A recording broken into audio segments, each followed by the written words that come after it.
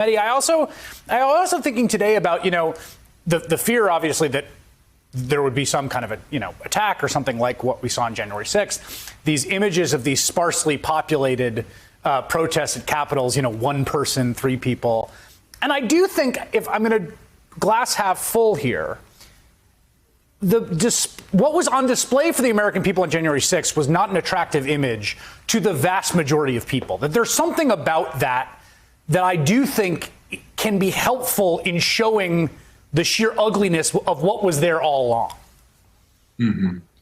Yes, 100%. And I think it went from kind of abstract theory to seeing white supremacy in action, seeing domestic terrorism on our TV screens 2 weeks to the day before a new president is sworn in. And I think that's so important. And isn't it ironic, Chris, that you have, all these candidates ran for president on the Democratic side. It was the old establishment white guy who won, an old establishment white guy who had a pretty bad record on race and working with segregationists in the Senate.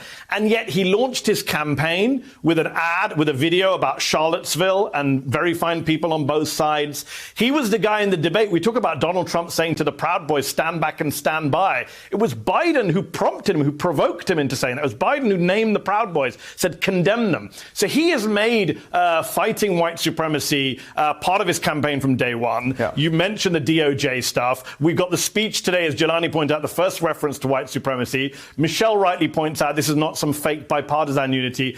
Now, of course, what will we see? What action will we see? There's always a danger that Biden reverts to form and says, they've had an epiphany. Trump's gone. Work with me, right. All of you in the Senate. And actually, we need to keep up the pressure on the white supremacists because, look, Donald Trump's not on Twitter, and those gatherings weren't huge, but it's not gone away. Yeah. In fact, we saw under Obama the paranoia, the gun sales, having a black woman as vice president. These people are not going to suddenly stop being angry or violent. And now is not the time to suddenly let our guard down, even though it was great to see normalcy in Washington, D.C. today. Hey, thanks for watching our YouTube channel. You should know that you can follow today's top stories and breaking news and catch up on your favorite MSNBC shows all in one place. Download the NBC News app today.